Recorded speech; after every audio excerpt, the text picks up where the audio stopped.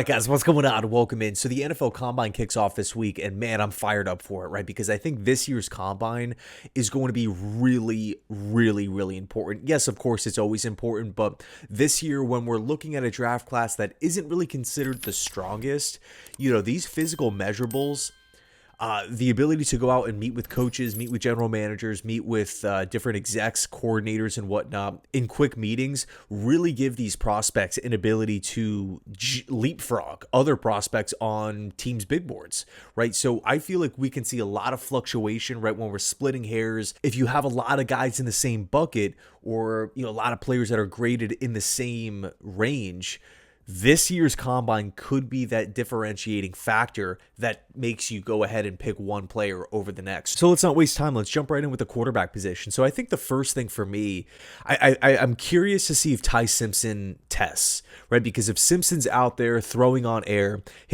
from a mechanic standpoint, Simpson is very impressive. Like, you can tell he's a coach's son. And that kind of leads me into the next point with Ty, which is I feel like teams are just going to be really like the Combine could be the launch point for Ty Simpson's draft stock, right? What we're talking about him right now is kind of that second round graded type of guy, but I feel like when it's all said and done, he's probably going to go in round one. I think the hype with Simpson could very well start this week when he starts meeting with teams, when he starts meeting with offensive coordinators and head coaches, right?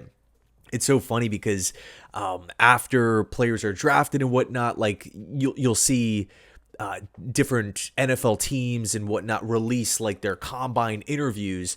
Like you had the one with Keon Coleman, that one went viral, but there was one with Jackson Dart and Brian Daboll where you could tell Brian Daboll was just totally impressed.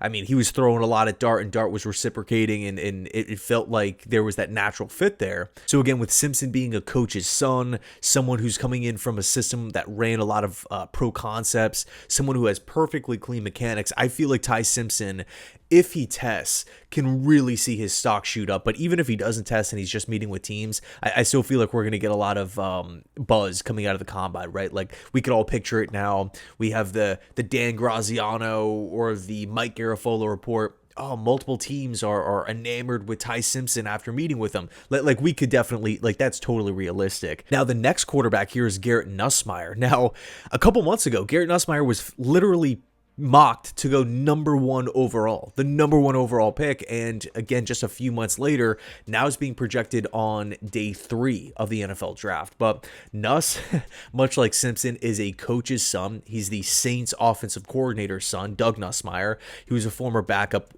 quarterback in the National Football League, played for a couple seasons, and has worked his way up. Right, he was the Eagles quarterback coach. Now, of course, working with Keylan Moore, doing some great things. I feel like they're overachieving over there in New Orleans. But I think for a lot of the same reasons that Ty Simpson's stock can really shoot up, we have to make those same arguments for Nuss, where he has an opportunity to get on the board, meet with coaches, throw on air. Now, one big thing with Nuss is the size. Right, the size is and also, right, with Simpson, right, overall a smaller guy, the frame is going to be a question. But with Nuss, doesn't have the crazy height, 6 foot 1-ish, 200-ish pounds, maybe a little over, maybe a little under, but 200 right in that range. But the rumor is right now that Nuss doesn't have big hands, and that has also hurt quarterbacks' draft stock in the past. So I'm curious to see how Nuss checks out from a physical standpoint. Is that something that's going to actually hurt his draft stock? Now, one thing that's really important to make a note of with Nuss, his 2024 tape, like, it was just more impressive in my personal opinion than 2025, and I think the injury had so much to do with it. Obviously, Nussmeier missed the last couple games of the season due to the injury, and like you're looking at the torque on the deep ball, the power, the ability to push the ball down the field in 2024. It just looked like the ball had so much more life on it. In 2025, the ball kind of fluttered. It was left high in the air. Right, so wide receivers kind of have to slow down a little bit, giving DBs opportunities to make plays on the football. I wonder if Nuss is 100% fully healthy, right, because he went to the Senior Bowl and he was the best quarterback there. If he's 100% good to go and checks out medically and he's throwing at the Combine, which I think he should, I'm curious to see how smooth everything looks and to see if that power's back. He is really, really similar throwing mechanics to a Jimmy Garoppolo. He's kind of like a smaller Jimmy G, which is quick, compact. The ball comes out. He can throw darts over the middle of the field. Good anticipation, right? He can hit guys on out routes. I like Nuss a lot. I feel like at times he plays too much like a gunslinger, and he doesn't really have the talent of an Allen, of a Mahomes, of a Lamar, of a Brett Favre, right, where he can just roll out to the pocket, fall away, flick a pass, sidearm, and hit it, hit the guy perfectly in stride. I kind of feel like Nuss needs to play in rhythm, in sync, and within the confines of the offense. But yeah, big week for Nuss. Now we also have Drew Allar. Now Allar, I think, is unquestionably the strongest arm in the class. He can throw the football just through a wall. I mean, I'm very, very excited to see if Allar throws. Of course, he had a season-ending injury, right, with the broken ankle. But the on-field drills, you just feel like Allar's going to blow people away with just the raw power, right? The ability to push the ball. I mean, we saw that from Joe Milton. We saw it from Josh Allen. We've seen it from a couple guys where they'll literally wait. They'll make the drill harder on themselves on like the go route.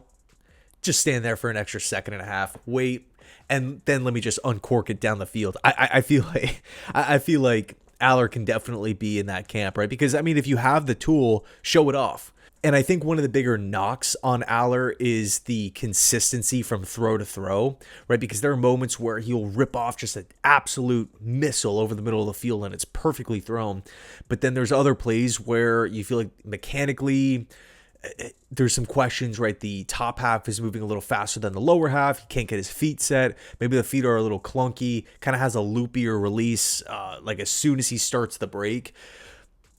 I want to see some more consistency, right? And I don't necessarily know if Allar's going to be throwing, if he's going to be healthy enough to be dropping back and whatnot coming off the broken ankle, but definitely a quarterback that could see his stock rise. The last one I want to mention, and just to make a note, there's a report that came out earlier in the week saying that there's some fans with Cole Payton, right, the quarterback from North Dakota State, because of the size, because of the running ability. I mean, the guy really feels Taysom Hill-ish as a runner, right? Like he can, like, just big bodied. He could truck people over. He's a long strider. Had a lot of success with it back this past season with North Dakota State.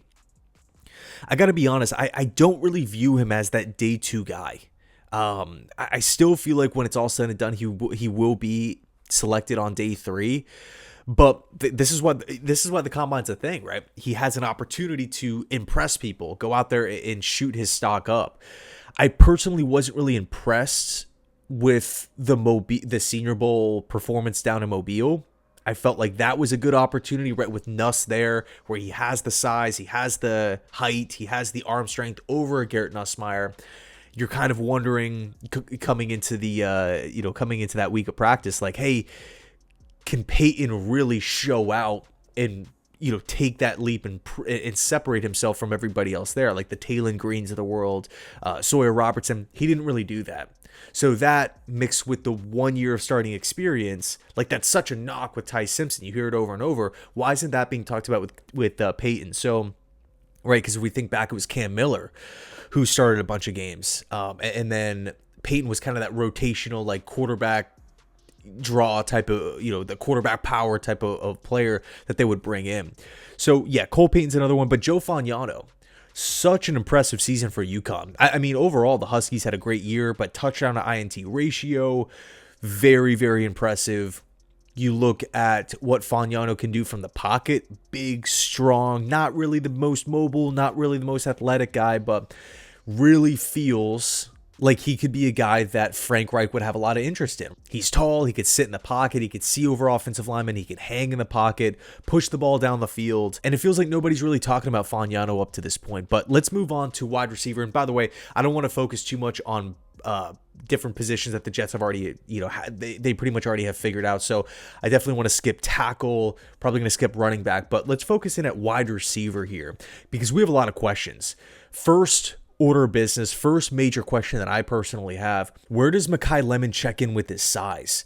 Is he going to be, because you see the comp all the time with Amon-Ra St. Brown, and man, when I watched Amon-Ra back at USC, you felt like he was stout, he was sturdy, he was built, right? But with Lemon, he's on the slender side, and I also think he might be a little shorter than St. Brown as well.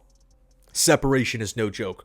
Route running, no joke. Being a technician, understanding soft spots within the defense. I think Lemon is an absolute mastermind when it comes to being able to dissect and break down a defense. But I do feel like the size could maybe... I'm not... for context, I'm not saying, if Makai Lemon's 5'10", he's going to be a bust. No, but I do feel like if he's on the slender side, he's on the thinner side, not the tallest guy in the world, maybe it drops his stock from like top 12 to top 20.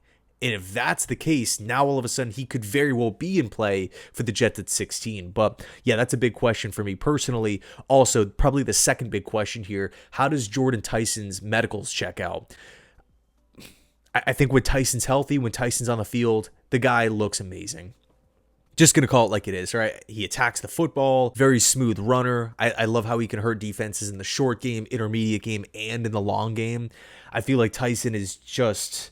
You kind of knew the football was always going to be going his way. And granted, Sam Levitt was throwing him the football, and defenses just had a difficult time slowing him down, stopping him. It was just pretty crazy. I feel really good about him in one-on-one matchups. Just looks the part, right? But the medicals are just a concern, man. I wish it wasn't the case, but whether you want to talk about the torn ACL, MCL, and PCL early in his career, then he missed the following season. Then when he comes back from injury, he had the broken collarbone. Then when he came back from that, he had the hamstring thing that kept on popping up and ultimately shortened his season. He's never played a full year in college football. So that is a question. Okay, if he's getting hurt with different things, because it's not like a Jermod McCoy situation who we're going to talk about where it's the ACL and that's it. It's a couple things. It does make you question, okay, is he fragile? Can he hold up for a 17-game season at the NFL level where hits are going to be bigger? You're going up against stronger athletes on the defensive side. The demand is going to be tougher. It's going to be more. That is a totally fair question, right? Because it is admittedly hard to look at a guy in Tyson and say, hey, you know what?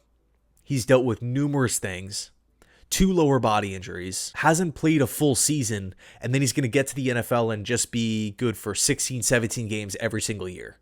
Or is he going to be one of those guys that plays in 8 to 12 every year? I think it's a fair question to ask for sure. Now, a couple more wide receivers that I'm really interested to see how they perform. Chris Brazzell from Tennessee, man. And by the way, I'm not a Tennessee fan. I do like the Vols, but I love Brazzell. I love Jermod McCoy. I really like Colton Hood. So I don't want this video to come across like I'm some Tennessee Volunteer diehard fan, because we're going to talk about those corners in a sec. But Brazzell, man, I'm just so impressed with how smooth of a route runner he is. He just looks like a natural. He looks like a natural down the field. He has the height. Brazzell to me kind of feels like one of those classic Steelers wide receivers where they're not picked in round 1, but they're picked anywhere from like round 2 to round 4, and they just hit the NFL and they're amazing, like right out of the gate. I mean, how many times is that? I mean, you look at the track record of Pittsburgh Steelers wide receivers that have been picked in that section that just come in and have like immediate success. It is insane. So I'm pumped to see how Brazzell looks, and I think, I mean, for me, he's a top 5 wide receiver in this class, so I'm excited to see how he performs.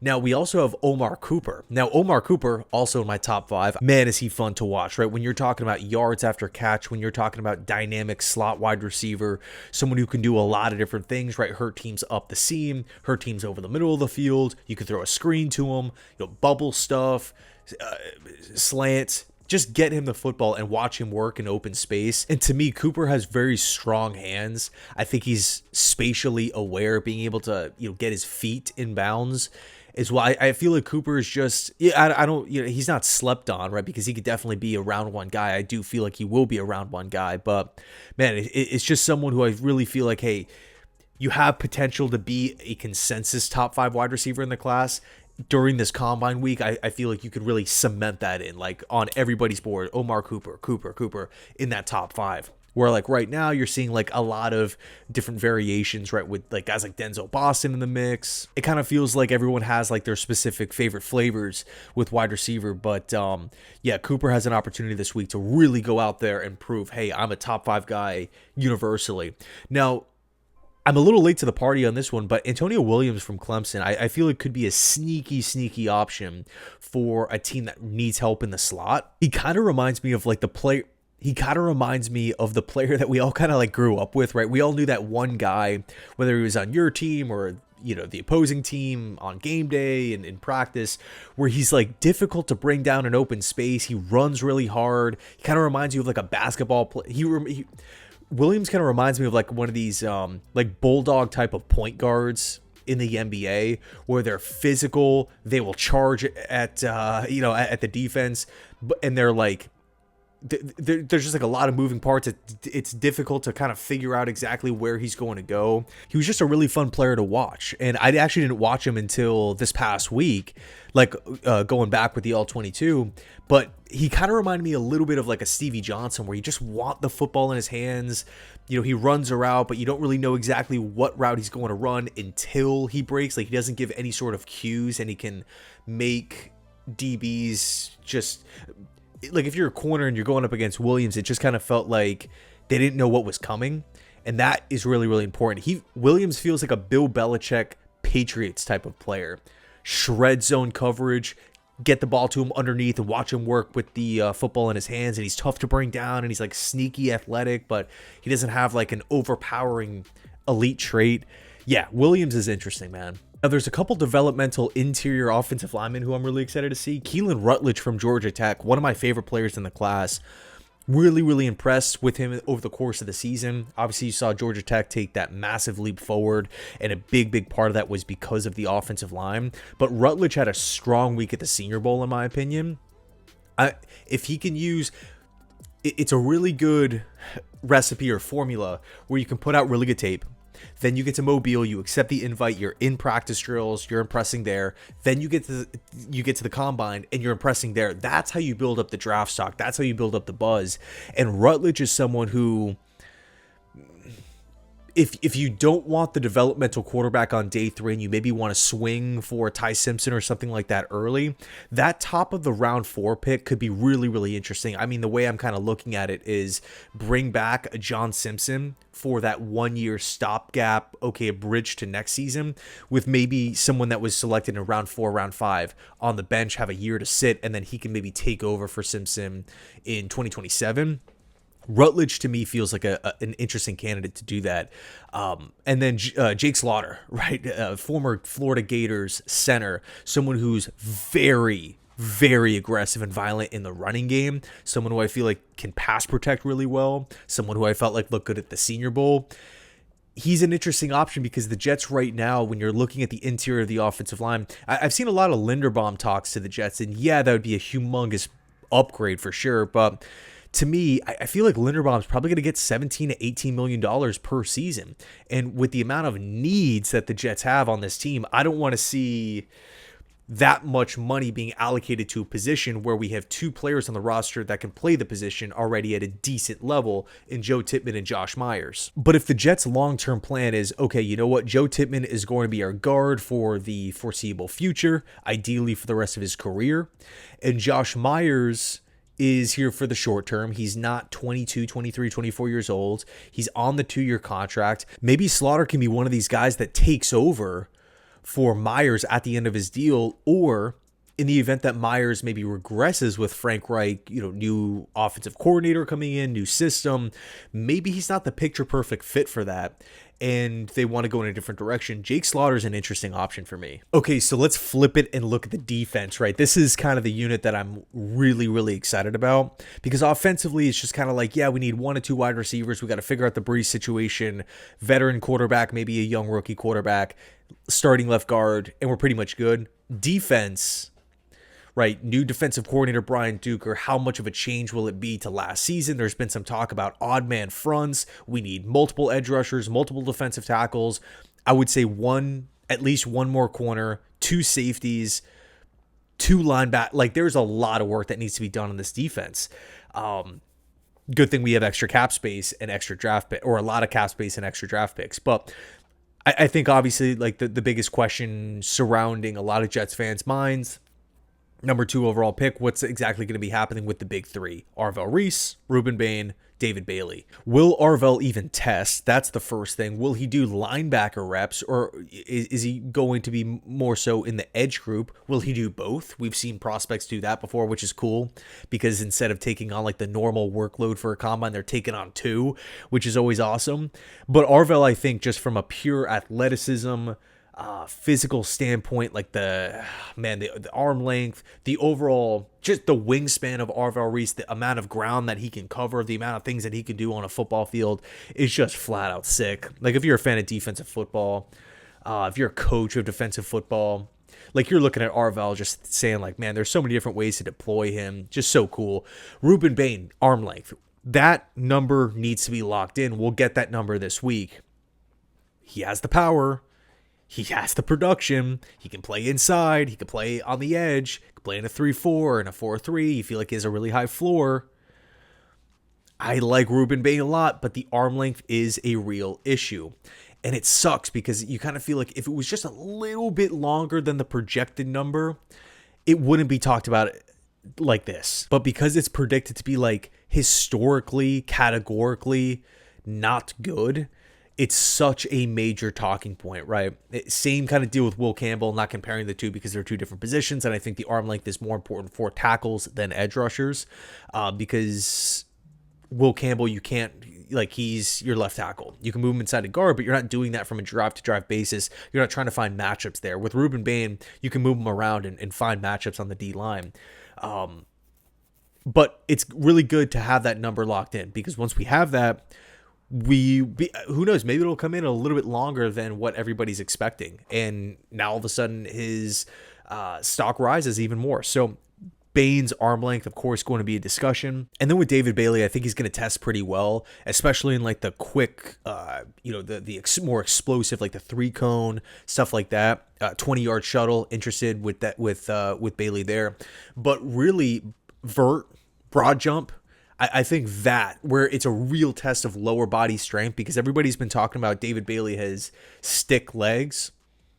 Bailey has an opportunity this week at the combine to really put the leg power on display. And then I'm a big fan of Derrick Moore as well, the edge rusher from Michigan, someone who I watched throughout the course of the year for Wink Martindale's defense. I felt like he took a big step and really grew under Wink, but scheme versatile guy, high floor type of guy, can set the edge well, can stop the run, can get into the backfield, create tackles for loss, affect the quarterback. I feel like Derrick Moore is just going to be one of those steady, safe NFL players that you can maybe get at the end of round 2, start of round 3. And then for defensive tackles, there's one massive name here. One massive name that can steal the show. One massive name that could very well lock himself in to being a top 10 pick. Caleb freaking Banks from Florida.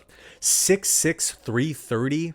I mean, with the amount of burst that he has off the line, from a physical standpoint, he is unbelievable. Now, he's not the most refined player. Of course, he's only coming off a season where he played in, 3 games or something. Coming into the season, I kind of felt like, okay, he's projected really high, and if everything goes well, he's going to be for sure a top 15 pick. But he ends up getting hurt, and then I was thinking, okay, he could be anywhere. He could be picked anywhere from 15 to 50, depending on these off-season testing, like Senior Bowl and stuff like that. But he was flat out dominant at the Senior Bowl. He was probably the biggest riser out of that week at Mobile. So if he goes to the combine and tests well, and specifically, you look at a team in the Cincinnati Bengals that really needs help on the defensive line, and they love the RAS scores and stuff like that. I mean, Shamar Stewart was their pick last season. Caleb Banks, I could very well be, again, assuming he does well at the combine, which I think he will, he has the chance of being a potential top 10 pick, going to the Cincinnati Bengals there at spot number 10. I do think that could make sense, again, of course, if he checks out. Now, as far as the linebacker position, I understand that this could sound a little cliche, a little vanilla, a little boring, but I don't care. I still feel like Jacob Rodriguez makes a ton of sense for the New York Jets. I mean, talk about someone who was flat out dominant at the college level, leading the number 1 ranked college defense. 4 interceptions, 7 forced fumbles, 100+ tackles. The way Jacob Rodriguez moves, the way he has a knack for finding the football. He gets to Mobile, has a great week there. What did he have? 2 picks in the week down at the Senior Bowl. The guy just has an understanding of knowing where to be and when. The biggest knock I always see with Rodriguez is he's too small to play the position.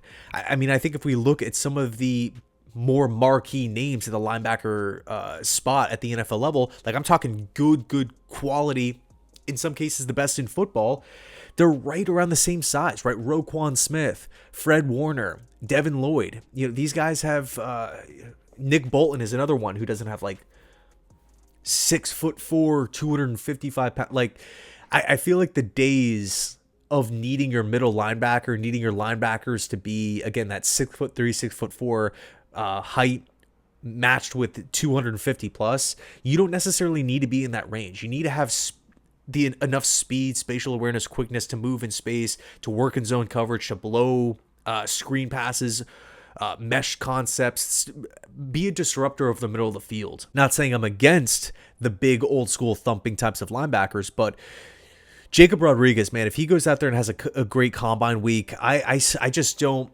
I feel like he should be drafted a little higher than where he's currently talked about, which is like round 4, round 3. I mean, for the Jets' sake, I hope he is on the board. But yeah, I like Rodriguez a lot. Now, interesting name here, right? A little bit of a sleeper, but someone who I think one of the best defensive players in the MAC.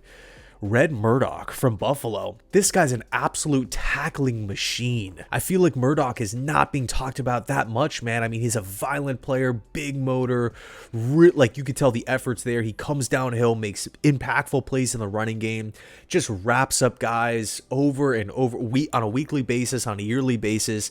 What was it? 130 plus tackles this season, 130, 140 plus tackles this season, 130, 140 plus tackles the season prior. Good size, senior. He's played a lot of football. I think Murdock, man, if you can scoop him up on day 3, that'd be a huge win. Now, I also want to talk about Kendall Daniels, linebacker / safety from Oklahoma. Versatile chess piece. Can play him up close to the line of scrimmage. You kind of feel like he's an eraser where you know, wherever you line him up on the defensive side, you just kind of feel like that little radius around him is just like you cannot be in that zone if you're an offensive player. If you are, you're going to get your helmet knocked off, get completely wrecked by Daniels. I mean, he's interesting, right? Because he would be a converted safe. If you want to look at him as a linebacker, like he kind of feels like the Jamian Sherwood archetype. So I don't necessarily know how much he fits with the Jets, but I think if you're a team like the Green Bay Packers, right, with Jonathan Gannon coming in, he can make a lot of sense there. If you're a team like the Atlanta Falcons, Robert Saleh's new Tennessee Titans, Daniels is an interesting one. And, you know, I continue to see him being mocked on day 3, which is fine. I still feel like he will be a day 3 guy, but I just feel like the athletic upside is there, the versatility is there, and just the power in which he plays with. He's 6'5". Like Oklahoma State transfer over to Oklahoma. I think Kendall Daniels is a bit of a sleeper here. Okay, let's talk some DBs. And I got to be honest, I love a lot of defensive backs in this class. So I guess let's start with corner. So Jermod McCoy, he's coming off the torn ACL. I feel like he should test. I don't necessarily think he has to be a first round pick, but because there's already rumors that Delane is corner 1 for a couple teams out there, or a decent amount of teams. I think McCoy is not falling to round 2, but if he wants to be in consideration for Cincinnati at 10, the Rams, the Cowboys, Dolphins, like kind of right in that chunk, like right outside of 10. And McCoy is one of, if not my favorite player in this class. I look at his sheer level of dominance at 19 freaking years old in the SEC. You go back the season before that, he was dominant at 18 years old for Oregon State, but goes to Tennessee and has a better season. 4 picks, clamping guys down, solo, one-on-one, press man corner, long, lanky.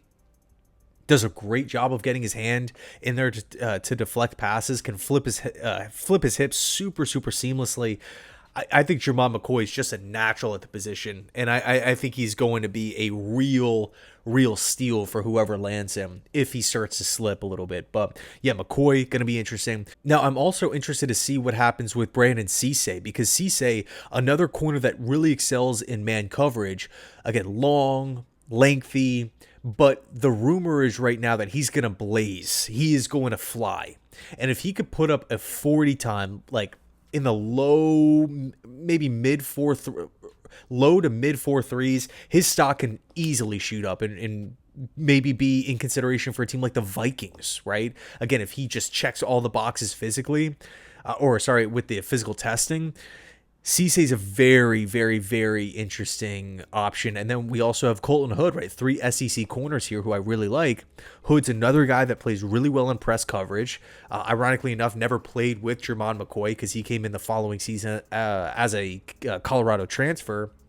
But Hood, I would say not as talented as McCoy. But man, does he feel like an Aaron Glenn player or what? I mean, when you talk about run support, when you talk about just going head to head with opposing wide receiver ones, when you talk about being confident, never backing down, someone who can shed blocks, someone who can flip his head in man coverage, can hang on crossing routes, right? Man beaters, offensive play calls that are designed to rip man coverage over the middle of the field, right? Create separation between the wide receiver and the DB on long crossers. Colton Hood can hang. Colton Hood can sit there hip for hip, stride for stride with these wide receivers. I think he's a really interesting option. I think 16 is a little too high for Hood.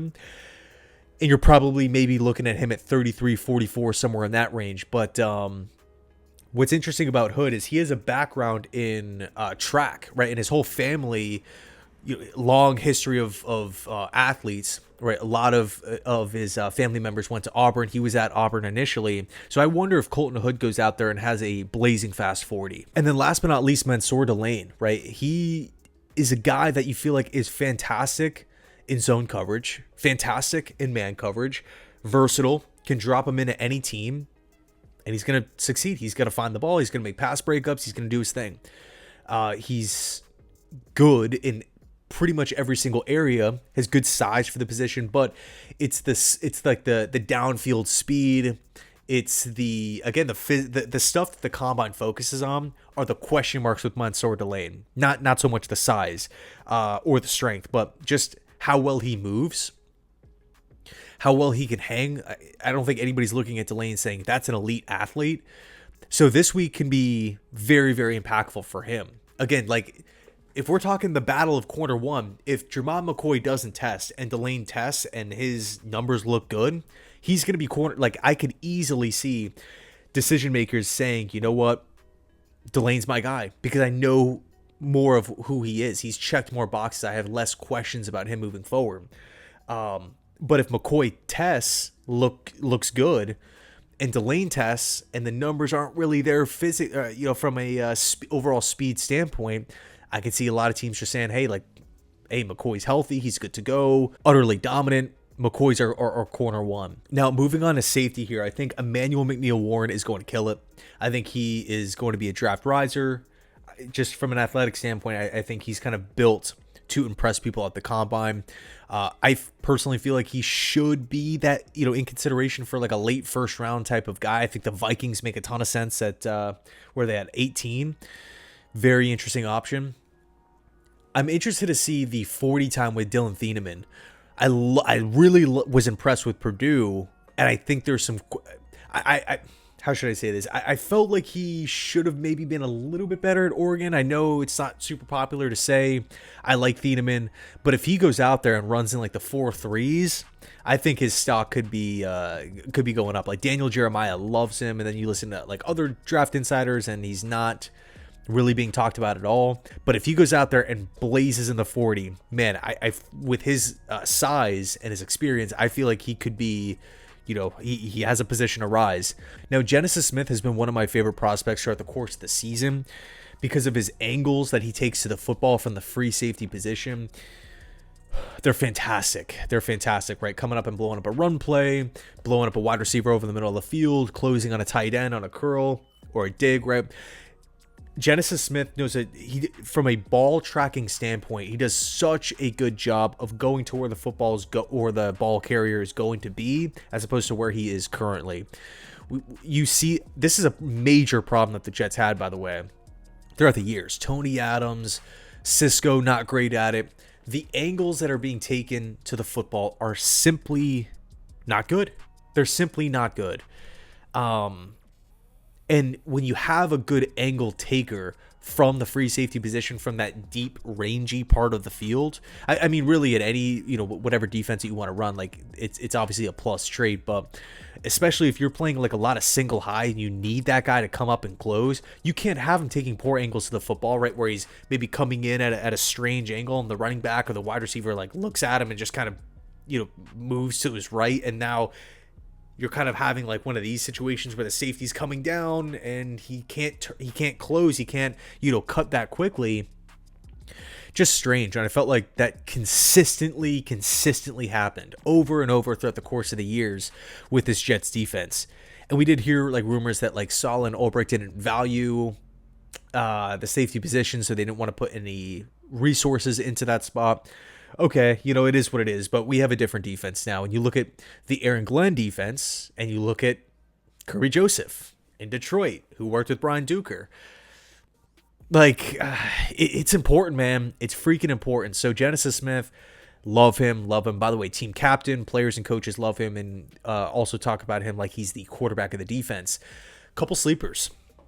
Number one, Xavier Nwankpa, a very highly recruited safety coming out of the state of Iowa, commits to Iowa. Interesting body type, 6'2", 213. I feel like he has good length. I feel like he's a player that you feel like can make a lot of impactful plays in the box. I look at the coaching at Iowa. They seem to Hawkeye players translate to the NFL really well. If they check the box athletically, from a IQ standpoint, from a toughness standpoint, Iowa players under Kirk Ferentz translate well. And Xavier is being mocked as a 7th round guy, as an undrafted guy. If the New York Jets can land Nwankpa in round like that late, I would be all for it, man. As kind of that box safety, just a really. Man, I don't want to look at him and look at the grade and just say, round 7, useless. That type of thing. I think people can get caught up in the draft grades, but that could be a diamond in the rough, right? That could be someone that's starting in 2 years. So I really like Nwankpa, but going back to the free safety position, Bishop Fitzgerald from USC. So funny story. So he was at the Shrine Bowl, and I got credentials for the Shrine Bowl practices, and to watch the All-22, and I gotta say, man, he was standing out. Then when I went back and watched him, I mean, he's a really good, really interesting fit for the Aaron Glenn defense. 5 picks this past season. He was an NC State transfer. I really like Fitzgerald, man. I do. I think the big thing with him is the size, the power. He's not one of these imposing 6'3", freak show, crazy length type of free safeties. He's on the smaller end, and that actually popped up on tape in run support. Not the overall best tackler, but as far as like pure athlete range, I can get here, I can get there.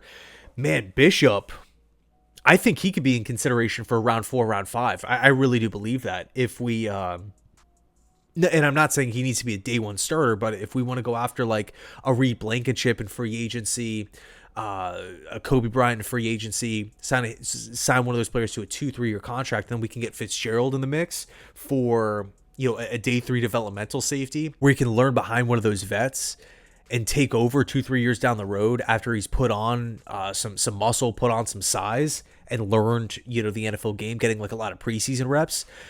I like Bishop a lot, man. So let me know your thoughts down below in the comment section. Thanks so much for watching, and as always, go Jets.